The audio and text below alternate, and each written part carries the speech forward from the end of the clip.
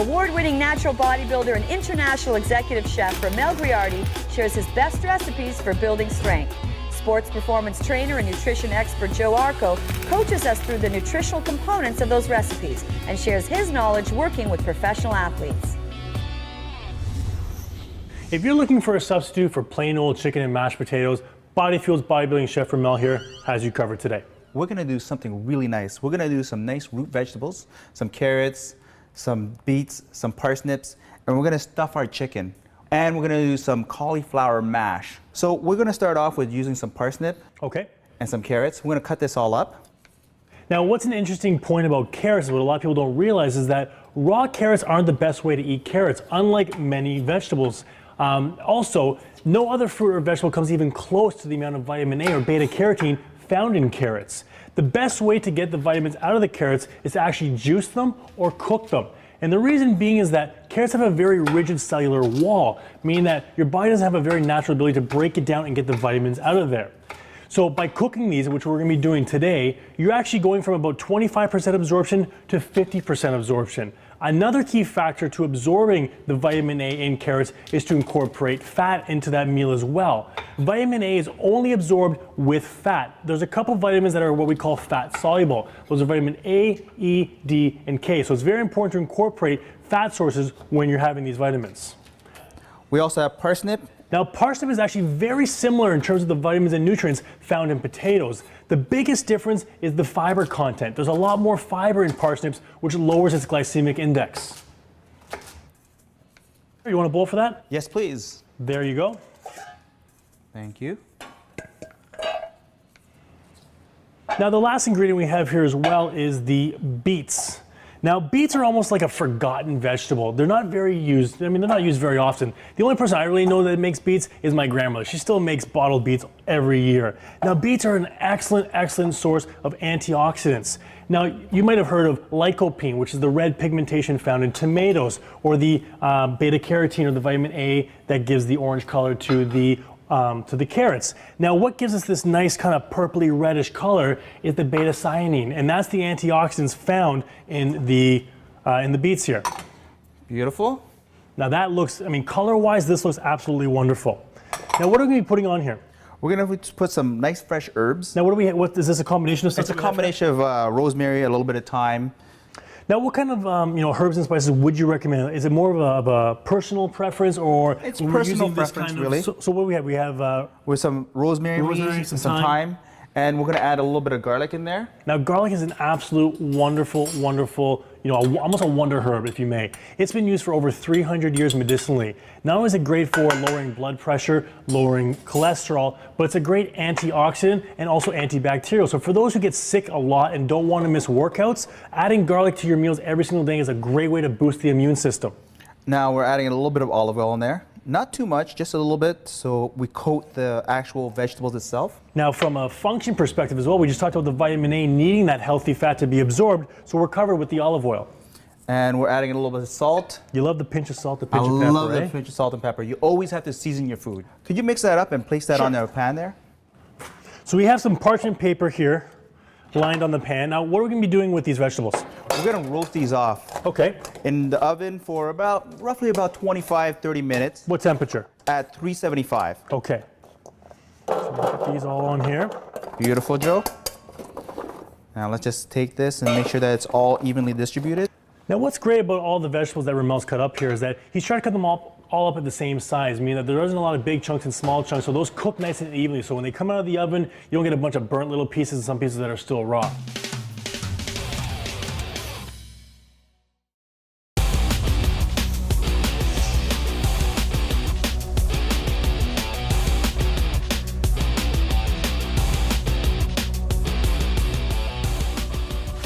Now we're going to start to make our chicken. Now, I have bought a lot of stuffed chicken before. I've seen a lot. I've actually never made stuffed chicken because you know what? I've always been afraid to do it improperly. Never really been sure how to cut it, how to stuff it, what to put in there. So I'm actually really looking forward to taking, plain old chicken and making this, packed full of flavor. Well, grab me that bowl. Okay. And we're going to make our stuffing. So what's involved in our stuffing here? Well, we have some sun-dried tomatoes. Excellent. Now, are these the sun-dried tomatoes that have the olive oil already in them, or are these just dried? These are just dried. Okay, could you use both? Yes, you can. Okay. And what do we have here? We have some goat cheese.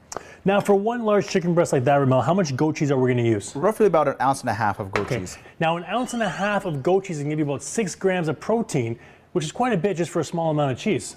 We're actually going to add a little bit of sage as an herb. Now, I notice you're using some fresh sage here. Yes, it is. It smells absolutely wonderful. Now, if you don't have fresh sage, you can get dry sage. It won't give you the exact same flavor, but it still has a lot of flavor inside. So we're going to be mixing, you want me to mix this in a little bit? Yeah, mix that in. I'm going to put a little bit of salt and pepper in there too. And so now comes the big tricky part of actually stuffing this into the chicken. Exactly.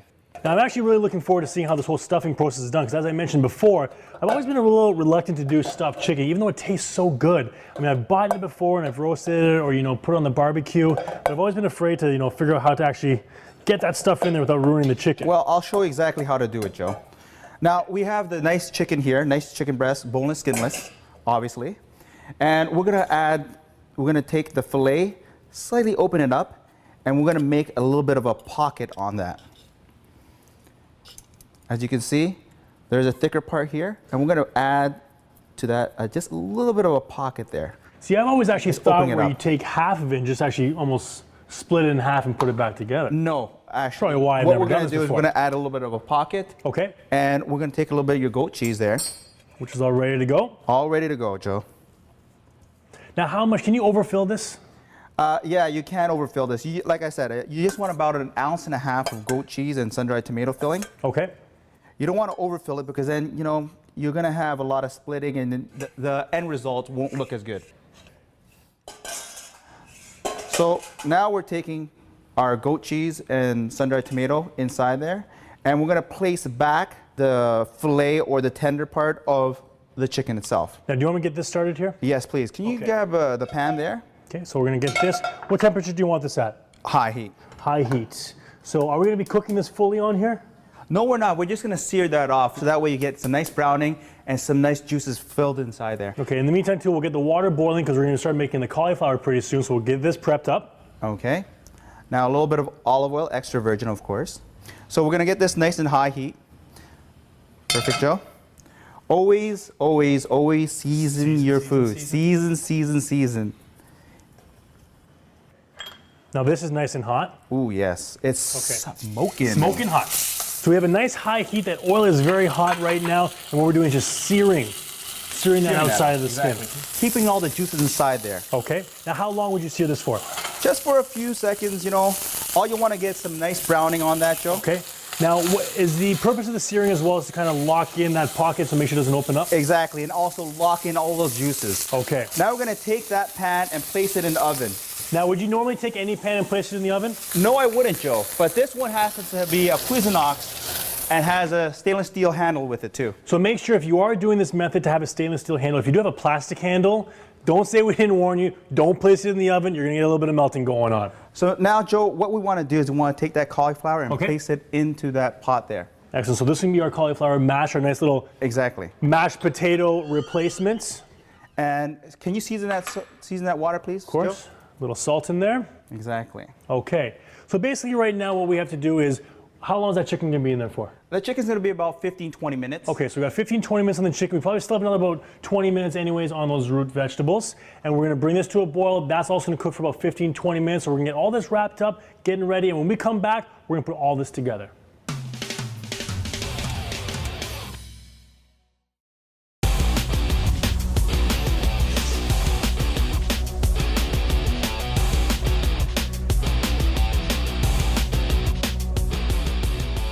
Okay, so our cauliflower is now boiling. It's ready to go. It's been boiling for about 15, 20 minutes now. We have our root vegetables and our chicken in the oven. How much more time does that need? Another 5 minutes or so. Perfect timing for us to finish this off. So what are we going to do here? We're going to strain that off. Okay, so let's turn this heat off. Perfect. And we're going to strain the cauliflower here. Now I want you to take that big strainer. Okay. So cauliflower back into the Pot. pot here. Exactly. Grab that masher there, Joe. Yep. Let me start mashing these. Yes, please. Okay. Perfect, Joe. Okay. Now we're going to add a little bit of fat in there. We're going to add a little bit of coconut milk. Okay. Now coconut milk is a nice alternative to either regular milk. And even though it's a little bit higher in fat, it's a very healthy fat for you. and a little bit of almond milk. Now again, I prefer almond milk, and I use almond milk on a daily basis as opposed to regular cow's milk. Now if you want to use a soy milk or a rice milk, could you? Of course you can. Okay. A little bit of nutmeg, a little bit of allspice, just give it a little bit more Nice. flavoring. Now we're just gonna add a little bit of pepper as well too. Now I notice the heat is really kind of getting into here. Do you want me to keep stirring this around or just keep it cooking? Just stir it around. Okay, so just not make sure it doesn't get burnt. And we're gonna add a little bit of organic butter. Now I notice that color's a little bit different than usual butter. Yeah, because this is organic, it's a little bit more yellow in color. And the nice thing about using organic butter is a lot of people are very afraid of using butter or saturated fats and stuff like that. I really prefer organic butter or even margarine. It's a lot healthier for you, especially the organic version. And you know what? You do need fats in the diet. Fats in the diet not only help transport the fat-soluble vitamins A, D, E, and K, but they provide the body with energy as well. And now we're also gonna add a little bit of chives in there, because you know, Nice. mashed potato, a little bit of chives, you know, They they're go nothing well better. together, so why not put them with the cauliflower? I got a 3-year-old son. He's not a big fan of cauliflower, loves potatoes though. So you know what? I'm gonna try to see if I can fool him with this, get a little more vegetables into his diet. Now How we're we gonna doing add a with the little bit chives? of chives there. Okay? This is starting to look absolutely amazing. So our roasted root vegetables have been there. So we had the carrots, we had the parsnips, and we had the beets. That's been in there for about 30 minutes. We also seared off that chicken on both sides. It's a nice stuffed chicken. That's been there for about 20 minutes as well. So this is gonna be absolutely beautiful. Our beautiful roasted chicken. That's gonna be nice. Oh, you'll see how tender this is. Okay. We're gonna take this off. We're just let this rest a little bit. Okay. So why don't you grab me a little bit of that mashed cauliflower? Okay, we got a nice spoon here. Where do you want this? No, just leave it down here.